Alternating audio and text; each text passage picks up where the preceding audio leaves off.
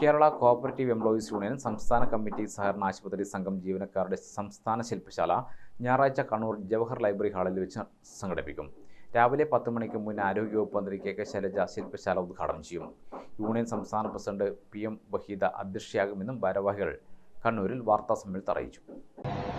സർക്കാർ വളരെ പ്രധാനപ്പെട്ട ഒരു സഹായം സഹകരണ ആശുപത്രിയുടെ പ്രവർത്തനത്തിന് നൽകേണ്ടതുണ്ട്.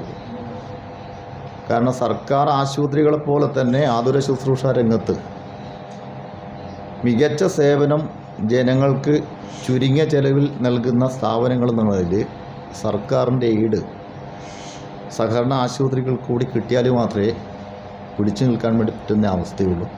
പൊതുജനാരോഗ്യ രംഗത്ത് സഹകരണ ആശുപത്രികളുടെ സാധ്യതകൾ എന്ന വിഷയത്തിൽ കൊല്ലം NS ആശുപത്രി പ്രസിഡന്റ് P രാജേന്ദ്രൻ ക്ലാസ് എടുക്കും. AKG സഹകരണ ആശുപത്രി പ്രസിഡന്റ് P പുരുഷോത്തമൻ അധ്യക്ഷനാകും. സഹകരണ ആശുപത്രി സംഘവും ജീവനക്കാരും എന്ന വിഷയത്തിൽ KCEU സംസ്ഥാന ജനറൽ സെക്രട്ടറി NK രാമചന്ദ്രൻ വിഷയാവതരണം നടത്തും.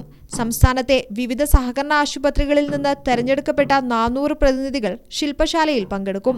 ചുരുങ്ങിയ ചിലവിൽ മെച്ചപ്പെട്ട ചികിത്സ ഉറപ്പുവരുത്തുന്ന സഹകരണ ആശുപത്രികളും അതിലെ ജീവനക്കാരും നിരവധി വെല്ലുവിളികൾ നേരിടുന്നുണ്ടെന്നും ഭാരവാഹികൾ പറഞ്ഞു. വാർത്താസമ്മേളനത്തിൽ സ്വാഗത സംഘം ചെയർമാൻ P പുരുഷോത്തമൻ, ജില്ലാ president V Vinod, secretary KV Prajeesh, MM മനോഹരൻ, KK പ്രദീപ് എന്നിവർ പങ്കെടുത്തു. ഗ്രാമിക ന്യൂസ്, കണ്ണൂർ.